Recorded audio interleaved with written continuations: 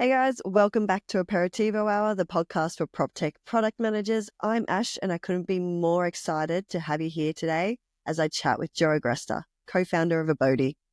Jo has a brilliant perspective on balancing customer centricity, data-driven strategies, and rapid product iterations. And it's no doubt what has made Abodey such a fast, up-and-coming PropTech to watch out for. So grab a drink, have a seat, and cheers. Let's get started. Now, Jo, I've got my wine ready for a good chat.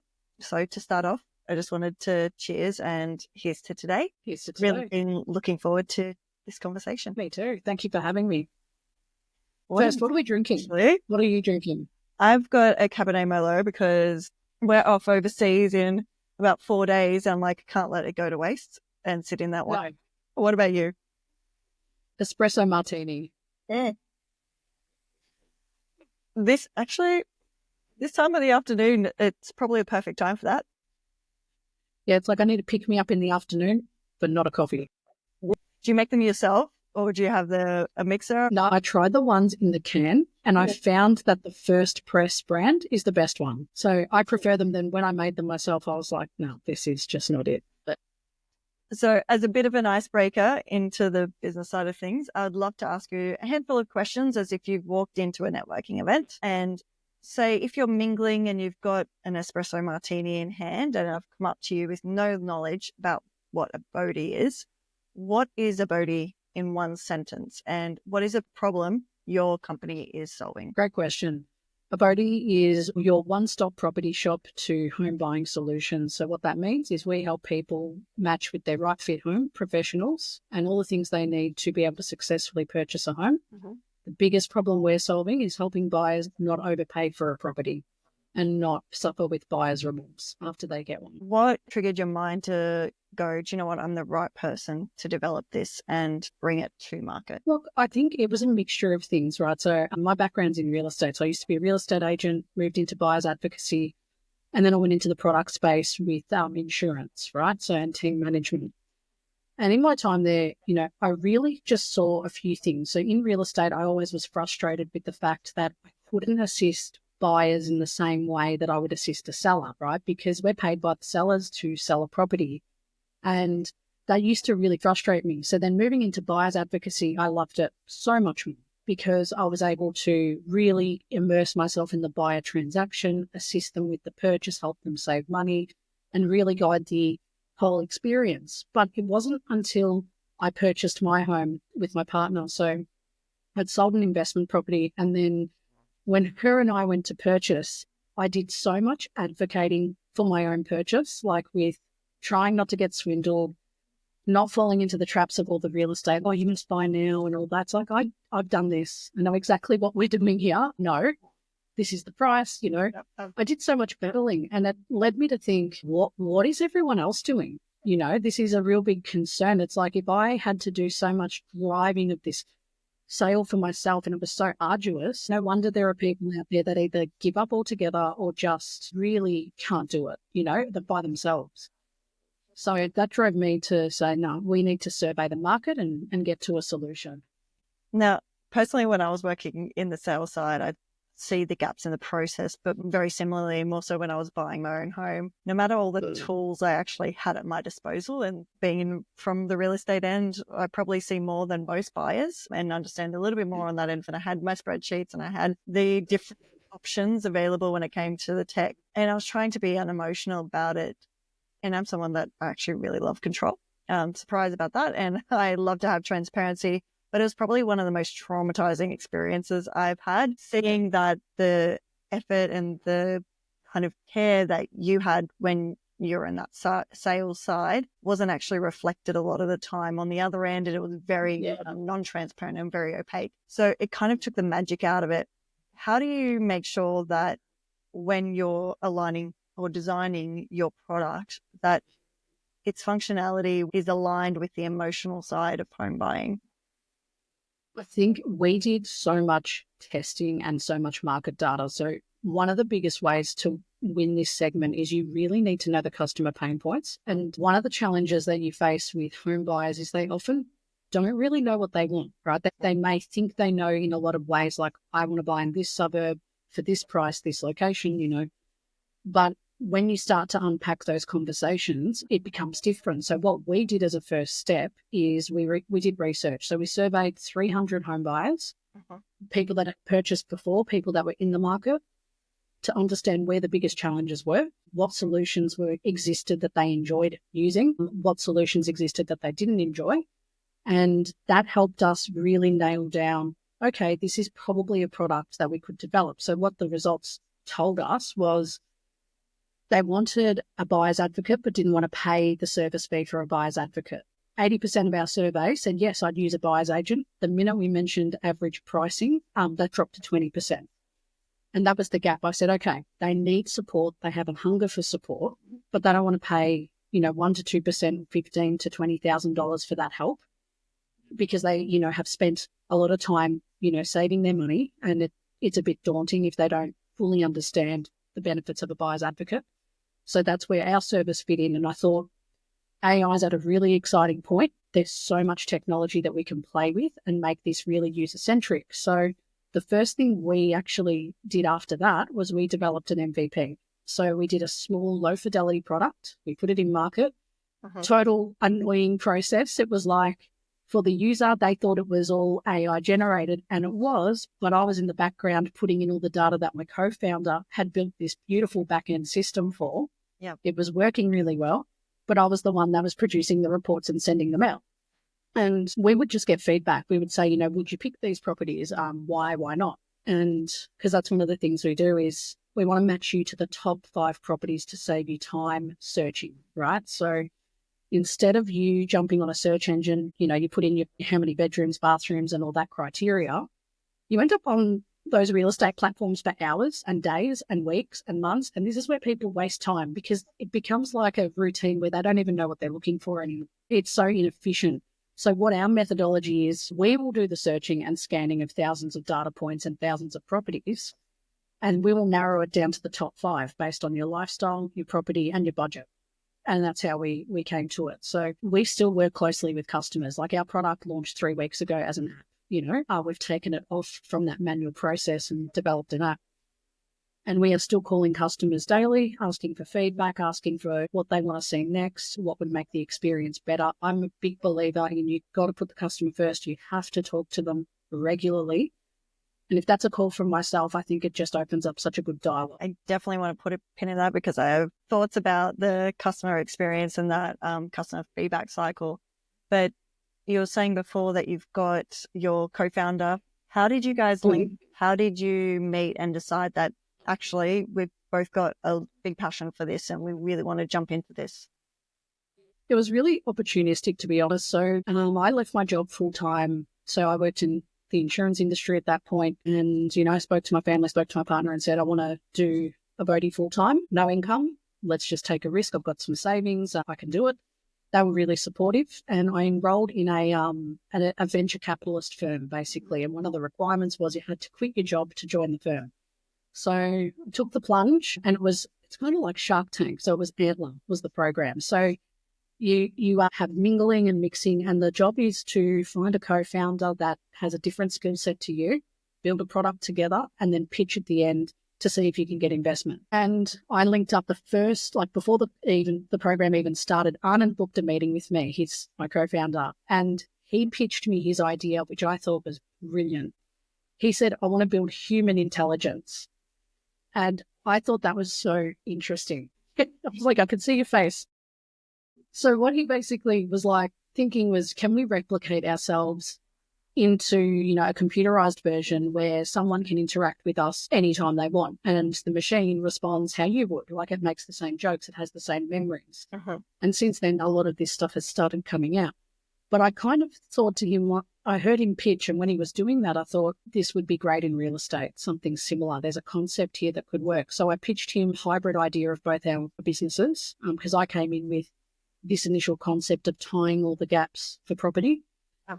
And then, we started building in this really pressurized environment. We pitched 4 times and we got to the end and we didn't get investment.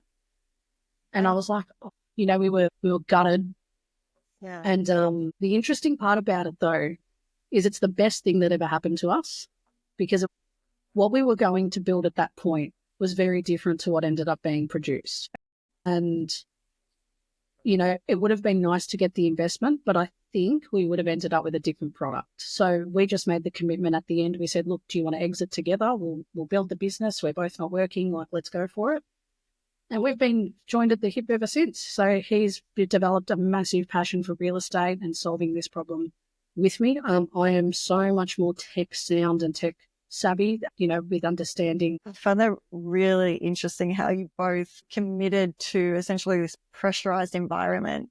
You got the concept for the idea, and then you pulled that out and said, we can actually have a crack at this. Like, we can find the real value and the real value for the customer from your experience, and then taking all of the best parts of his ideas as well. And that human intelligence is something that is really curious. So I'd be interested to see how you guys have incorporated that into what you have now. So in terms of, he was saying, the intelligence side of it, how much of it is what you guys build, or how much of it is partners that you work with and incorporate into your current product? So I guess our proprietary part of our product is how we've built the language model behind all of this data. So yes, we've partnered with, you know, PropTech, being realestate.com, Landchecker, ABS, and Hotspotting. All of those are data points, but what's fantastic, right? If you're a savvy investor, those data points are gold. But when you're an everyday home buyer, if I showed you rental yield with no context, how do you interpret that?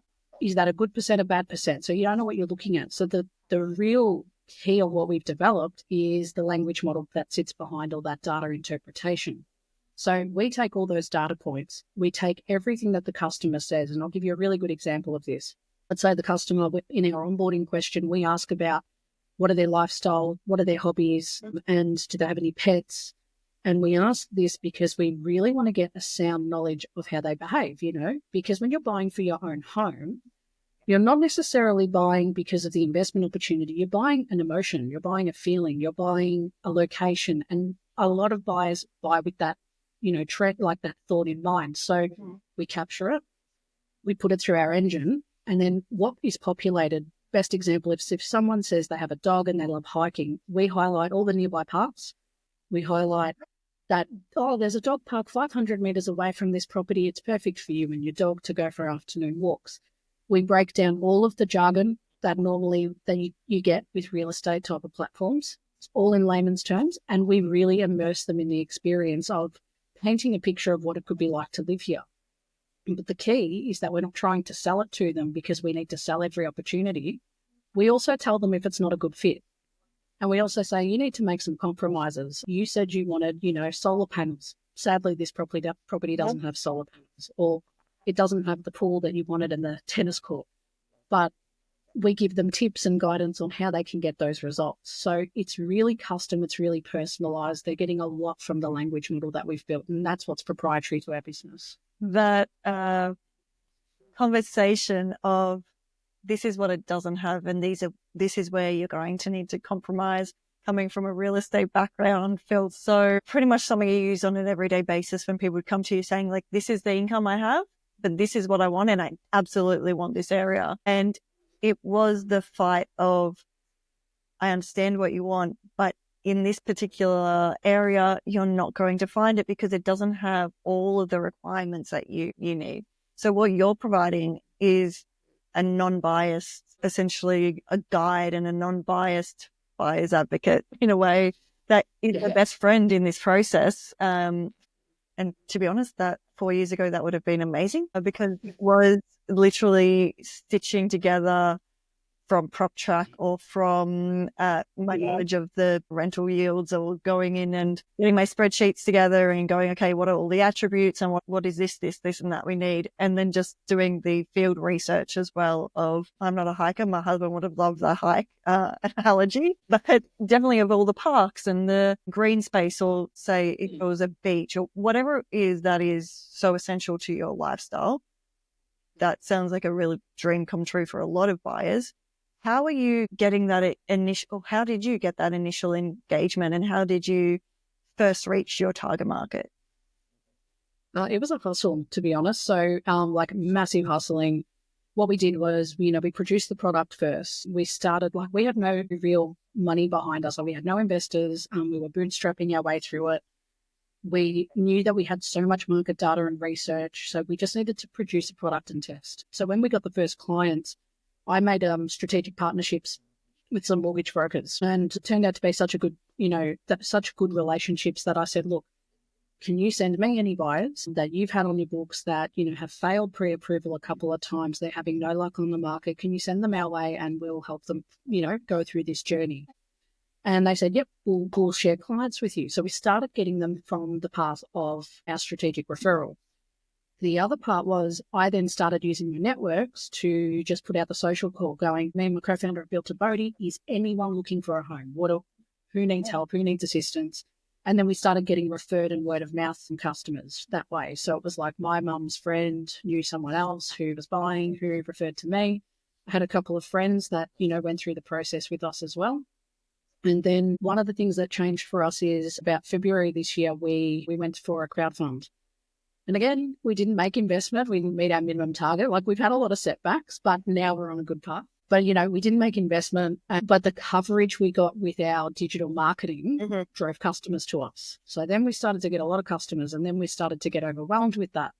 So we were like, okay, let's service and wrap up the final customer lots. Let's not market anymore. Let's go shutdown mode, build an app and produce it, and let's put that in market. So around July to mid-November, that's what we did. We built the product, and then it's been in market for 3 weeks now as an app. What's the first feedback from that app? So actually, first I'll go back to, you've obviously had such a large response from that initial MVP. What did that teach you about what you needed to do to build this app and what direction you needed to go? It taught us a lot. As an advocate, right, there was 2 ways we could have gone about it. I could have, said, let's just open a buyer's agency business and operate traditionally. The problem is the amount of work that you do as an agent when you're inspecting properties and you're giving that extra level of service. You can't justify that for a low price. And we were still dedicated to affordable property support. That's the whole goal with us, So then where we kind of took it was, all right, let's have a look at the data. Let's see what customers are saying. They really liked our property matching. They really liked property searching. They loved the data and aggregation. The results showed us that 100% of our buyers picked properties that we matched them. So our algorithm was matching, and they picked properties to purchase from that top 5 match. And I said, we've kind of cracked a bit of a code here. And one of the learnings we had was there's actually a system to buying. So the shortest time we had someone in our system was for 3 weeks, 3.5 weeks. The longest time we had was 6 weeks. So we worked out that there's a method to buying property with the technology, the guided steps that we gave customers, because they loved being up. They would ask, oh, what are the next steps? It's like, okay, so go to your mortgage broker, get pre-approval. Come back to me with the pre-approval. Tell me what your budget is. Use the system to match with your properties. Refine your search. Go to 3 inspections. Come back, review, see if you want to make an offer. Okay, I'm curious.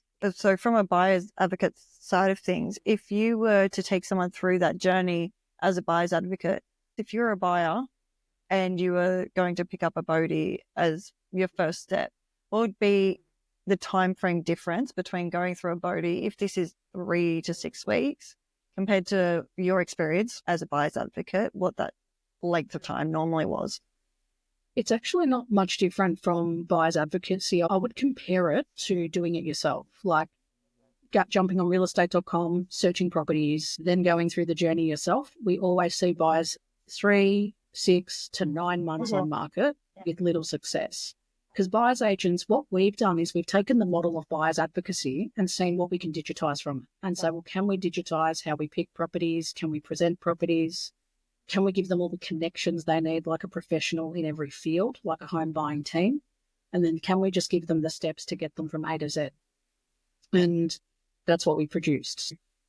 I would compare it to, your own experience, like buyers that go, hey, I want to buy a house. Now what do? They start looking at properties. They start looking at mortgage brokers or banks, and they kind of fumble through the process and end up in a situation where they're like, I actually don't know what to do now. So essentially it's that guided friend that is actually taking them through the entire journey and saying, this is what you need to do now, and these are your options. These are the people you need to speak to, and this is the normal process. It's having that trust there to go, okay, I've got everything in hand, and I'm not missing anything here. Okay. And like the biggest thing that I see is, buyers shouldn't be expected to know what they're doing on the journey. You don't buy property every day. Real estate professionals or brokers, like in particular buyers advocates, they buy some buyers advocates buy hundreds of properties a year, maybe, 20, 40, 50 properties a year. I have one of our advocates on our books that's bought 600 properties in his lifetime. Like the level of difference that is, that someone who knows, like we're the expert, right? So it's like we help people through these transactions. It's our livelihood. But you as a buyer, you're not expected to know exactly what to do with home purchasing. The evolution of real estate in this country has set up this falsehood of you should know. Your dad did it, your mum did it, your grandparents did it. They didn't have an app. They could do it. And, in this anxiety, in this like new age, like we're so anxious and like jobs have changed so much, cost of living has changed so much. It's a lot of pressure to then go and find a property and know exactly how to save money and not overpay for it and not regret it. Yeah, I think the concept of, but XYZ generation, whichever generation it was, they have done this and it was easy for them. And especially now the RBA results come out and everyone is in the strain and nothing has changed for X period of time. And I think now, especially something affordable, if you are planning to go into the market, having something affordable where it can just guide you in the right direction, where finances, when you're looking at a property, it's taking you forever to be able to save that deposit.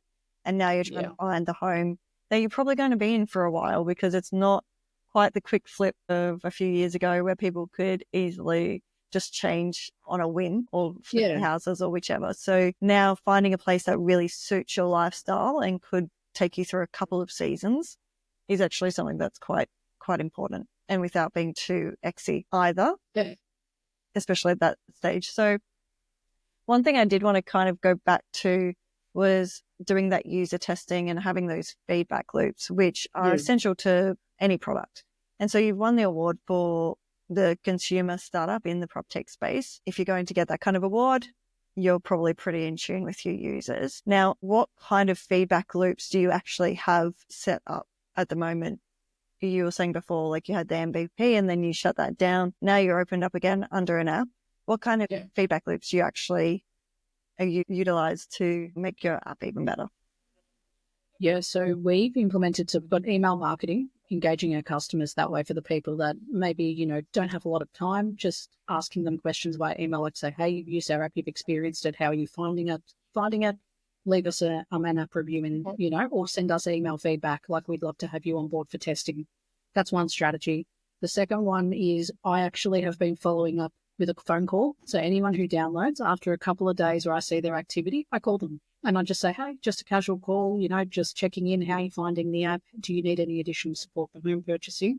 And I'm getting a lot of gold with that method, because people appreciate the phone call. They are looking for a property to purchase and they're giving me such in-depth feedback. They're like, look, I really like this, but, I didn't realize that this was my filters. And I'm like, okay, interesting. So already me and Anand are iterating again. So we're doing another update to the app in January. So we're like, okay, based on, we've had just over a few hundred downloads. So now we're looking at all those customers, all their data and feedback from either phone calls, emails, or the reviews that they've left behind, and then putting that back into the loop of, okay, what's the most common thing that we're seeing here? People have an expectation that instead of doing their filters as soon as they log into the app, they want to be taken straight to the property area where their matches are, and they want to be able to search properties that they've found themselves, which is something that we didn't put in there. We actually had it in the MVP and we didn't put it into this app because we thought property matching was the winner.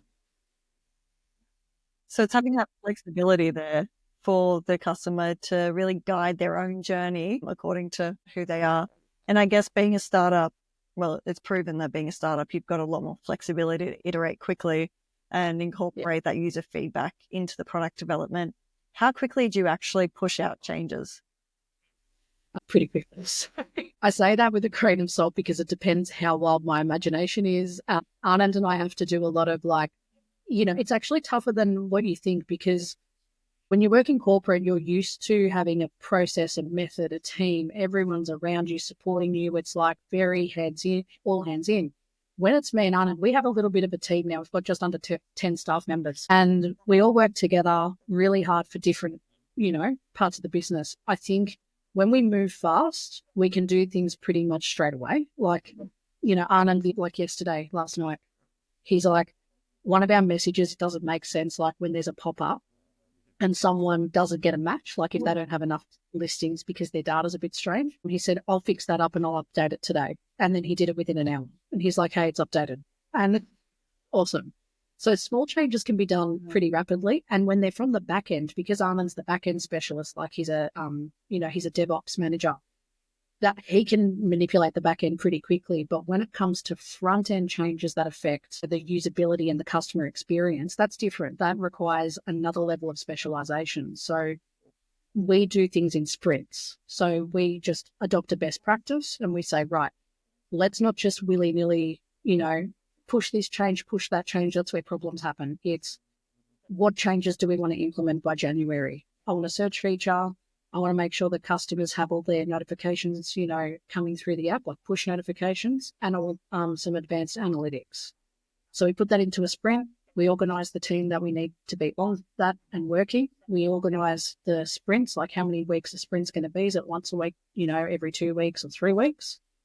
And then we just funnel it and push the button and test. So all of that, we just follow best practice because, the old way when we had the MVP, it was just me and Arnold going, change this, yep, done, change that. And it wasn't good because you break things and it makes it harder. And then you find out later on, you're like, oh, that was connected there. Yeah. And then someone calls you and says, hey, I can't log in. And I'm like, yeah, because I broke it. Sorry. Okay. So in terms of doing a sprint, do you do a longer term roadmap, or at this stage you're like, no, we're actually just going to do our quarter and we're going to map it out that way and just do it in sprints for one particular epic or whichever like that? Does that work better for you, or do you tend to have a longer vision and then break it down backwards?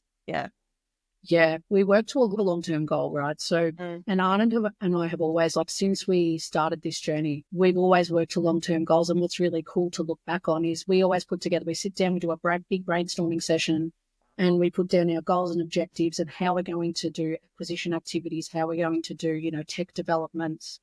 And it's almost like, him and I are very spiritual people, so we believe in manifestation. So I said, all right, if we're putting this in the universe and this is the goal, let's work towards it. What we've been learning, and we learn constantly, even just like this last 3 weeks of being in market, I think the biggest expectation is you push the button on an app and you think it's going to explode the internet. It's going to be chaos. Really, it's me sitting at the computer watching the downloads, clicking a button. It's not that exciting. And I think one of the things we've learned was, okay, small goals are easier to manage. So each week, I've just got a really small target. I want to get 5 customers a week. I want to get 5 paid customers a week. I'm going to sit down and I'm going to do phone calls. I'm going to do the extra level of service. I'm going to talk to our customers, see what assistance they need, talk to them about Abodey, and then put them into a funnel of follow-up. And it's like a sales funnel. Yeah. I've got digital marketing active. So there's a certain process that sits behind that to make sure that, when a lead comes in or a download comes in, how do we follow them up?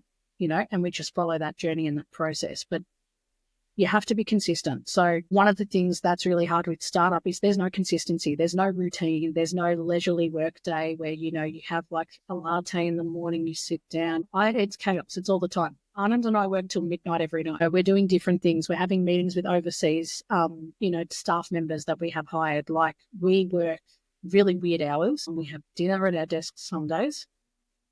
There's no structure, but if you're going to commit to this launch and you're going to commit to customers, then you need a consistent thing. So every day between 4 o'clock and 6 o'clock, I'll make phone calls. If I can't do it that day between that time because of commitments, I move it. I'll do 3 to 4 o'clock. I'll send emails. I just remain, totally consistent, totally committed. If you do it enough times, you set small goals. And we've been seeing success with doing that. But it's taken a lot of learning to get to this point. You say a lot of learning. It's only been, is it 4 years now since the very beginning? 2021, opened it, started the podcast first. And then, we've been I started the podcast in COVID for home buying. So I did a home buying podcast, and then ever since 2020. So it's like there's so many learnings. I did everything backwards. Like if you look at my journey before I met Anand, totally backwards. Spent money on bad things like that.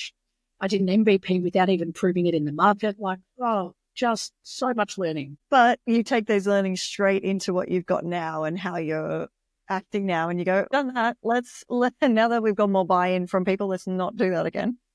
4 years is a long time, and honestly, that digital transformation just over those 4 years in the PropTech space has been really massive from an agency perspective or from a real estate perspective. A few years ago, there was software in the market, there was SaaS in the market, there was different PropTechs. Yeah. But it was a very different experience. Agents didn't need to know about the tech.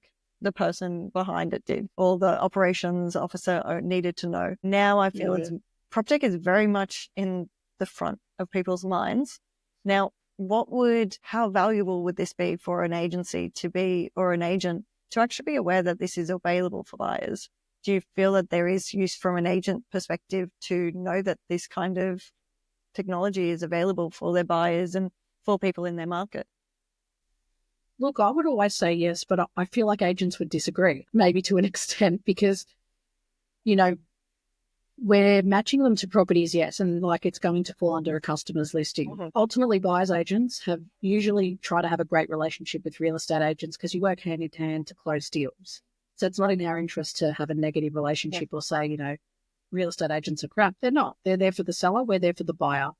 So I think in terms of the technology, I would love it if one of our buyers arrived at an open for inspection and the agent said, they're not going to take offers over 550, and they go, well, I can see the average valuation on Abodey says it's 500,000. So they have a meaningful discussion about what the price is worth. And like I said, I think real estate, it probably wouldn't bode well for them to have that discussion. But you're talking to almost like someone who's advocating for themselves like a buyer's advocate.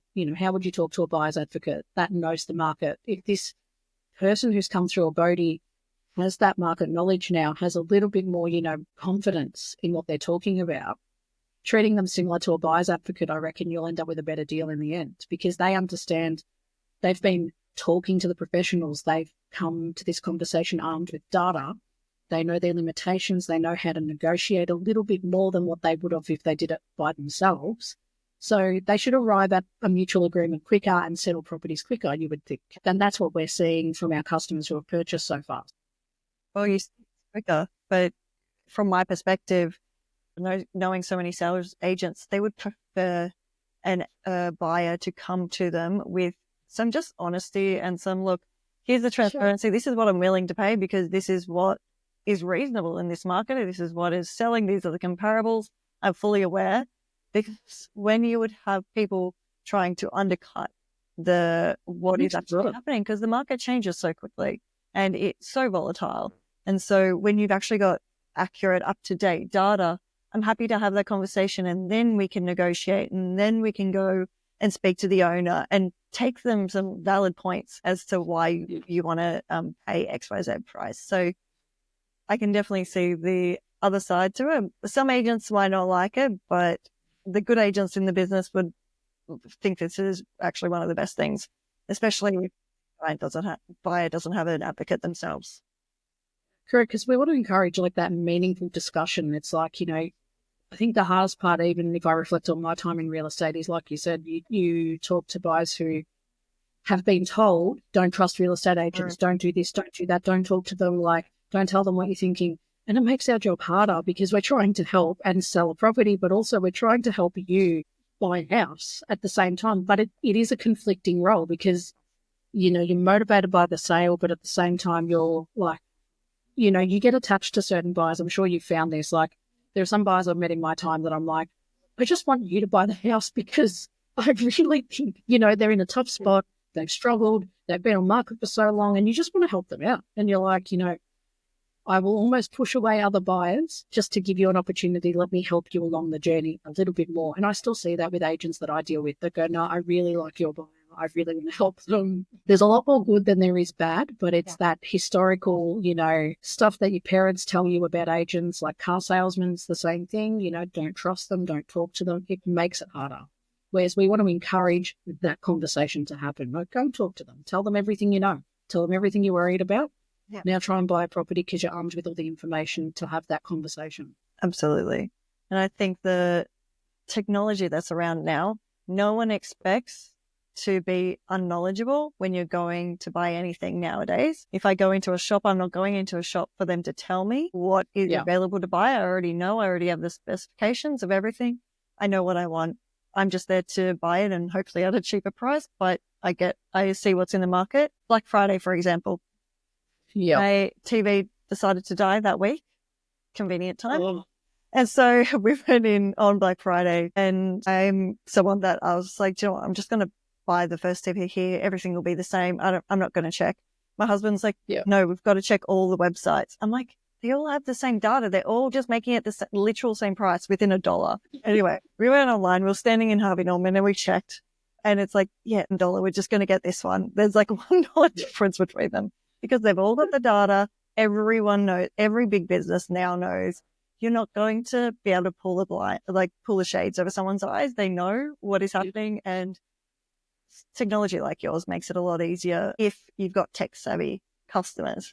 Now, how do you actually ensure that non-tech-savvy customers are empowered by your platform and that it remains accessible? I think, I'll give you an interesting fact. I thought when we developed the products, we made some assumptions about who the best audience would be.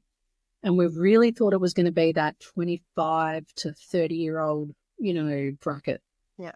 And what we found is more the older generation, and when I say older, I'm talking there's 35 years old and up, all the way up to 60 using our tech that we've had onboarded. People who, what we found is that the second-time buyer category, people who have come and gone before, have purchased property. Yeah. Like this week, I had a buyer call me. They downloaded it and they rang me and they wanted to have a conversation. They said they were in a really tough spot.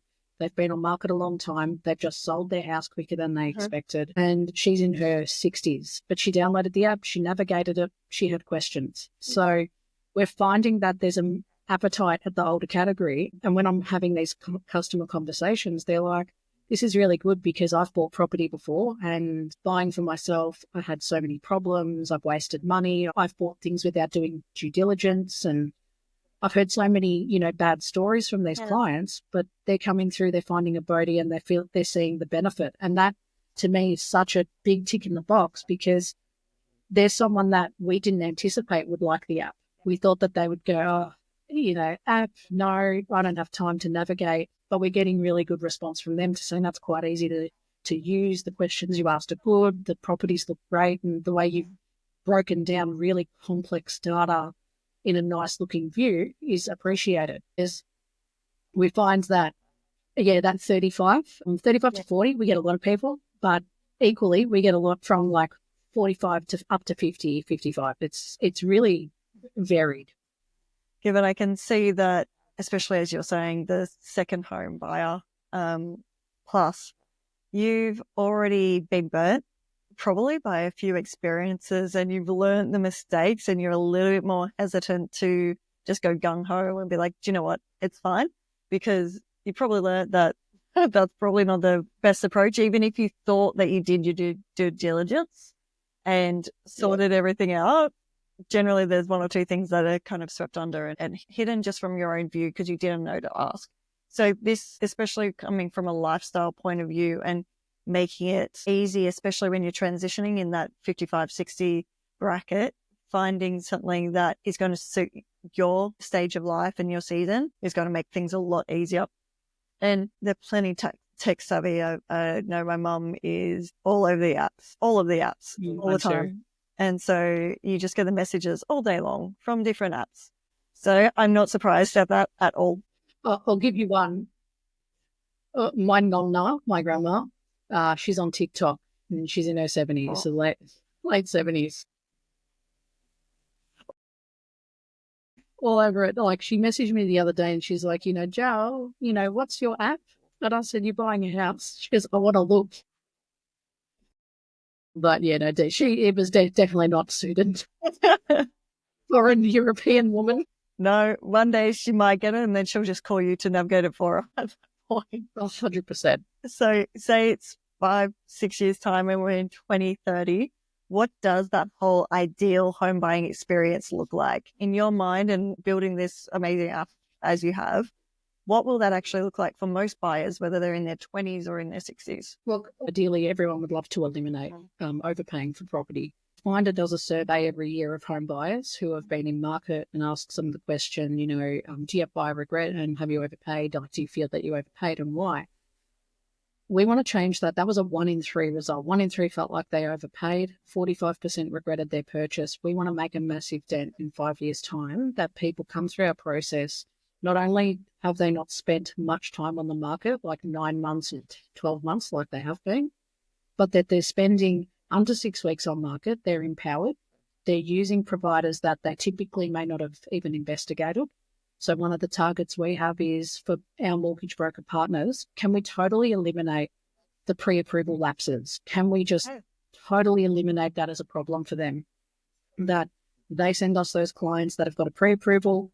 We then take them through the journey for the property search. We help them with any other providers they need and get them to a purchase. Can we basically make that happen? That's one thing. And can we increase the adoptability, like how many people use a buyer's agent for some sort of guidance or service? Yeah. Can we make that a big impact, and can we change how people do that? Because I think you've got a service or some type of service for most things in your life now.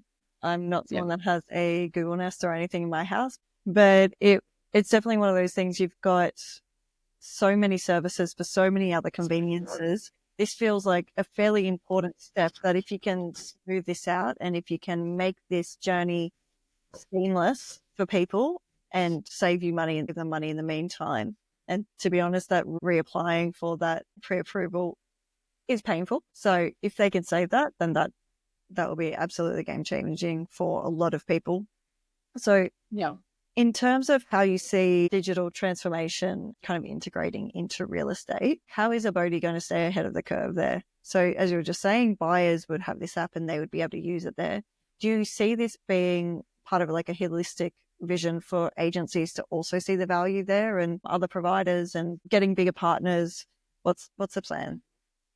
The plan for us is we want to be able to disrupt in many ways. So we have had a lot of interest on the B2B side of our business, people wanting to integrate property matching as software for their own niches and their own like mortgage brokers or, other service providers saying, can you do property matching with our data for our customers? So we're seeing that's one way to go into the industry on the other side, and we have a few active projects there.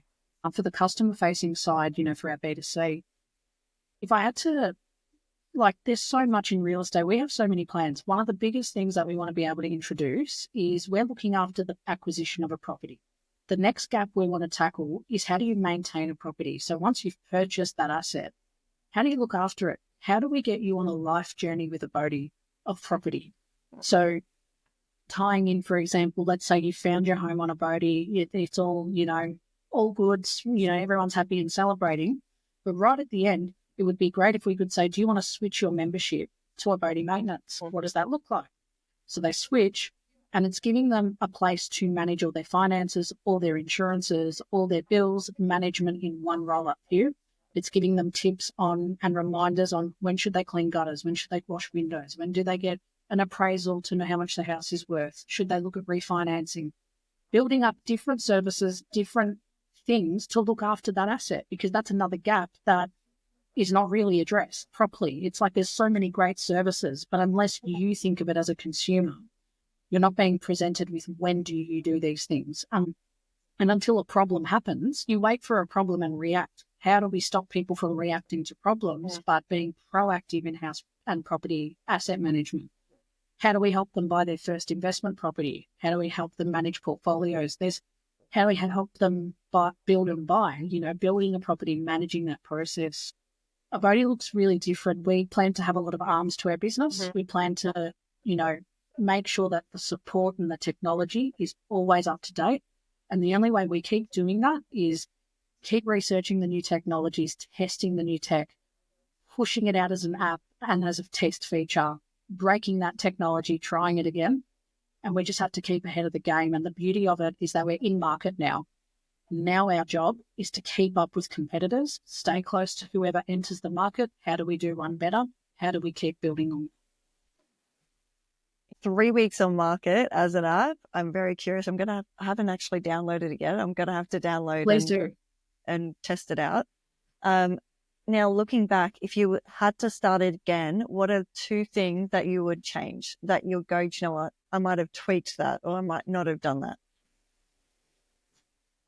Definitely starting, like I'm talking when I very first started by myself, starting with app development straight away. No market research, no validation, just I have an idea, I have savings, let me build it. Mm-hmm. I think about that often and I go, there was so much stuff I didn't do. I did it backwards. I would definitely have done more research in what it meant to be a founder, what a startup is. I didn't know. I just said, I have an idea. My friend happened to be an app developer. I developed an app. I had a prototype. What's worse is the prototype wasn't something that functioned. It was like a talking piece. It was like I could go to an investor and go, this is my concept, give me money. Knowing what I was in hindsight, I'm like, oh, God, the amount of money I spent on that, paid, $5,000 more than what I did to develop a full product that works. Yeah. So in hindsight, it's doing a lot more research into before when you just have an idea, what do you do next? And fortunately, ChatGPT, there's so much more technology than there was 5 years ago. Like the amount of Googling I did, the amount of random forums I did, and I would engage with networks much sooner, because you learn from people who have done it before you. So I got involved in that probably a year after my MBIT, like I did my prototyping, and it was a great experience, but I did it so late that I worked out that these people did it really different. And they all seem to have like this formula of market testing. They had like some structure. I didn't have that structure. So I think if I had to go back, I would be very different with my approach. I would definitely be networking more and talking to a lot of founders and just booking in conversations and chatting. We were in COVID. There was nothing stopping me from having a Zoom call like this and saying, hey, you've built a business. What's your advice? Thank you so much. And just to wrap things up, if the listeners wanted to learn more about Abodey, you've got a radio show, you've got Abodey in your podcast, where would they go? So www.abodey, abodey.com.au would be the best place. If you wanted to look up podcast, that's the No BS Real Estate Podcast. And on your app store, it's Abodey AI. But everything's on our website, down to our podcast, radio show, and app, information is all there. Fantastic. Well, thank you so much for jumping on. Everyone, there's Aperitivo Hour. Thank you so much.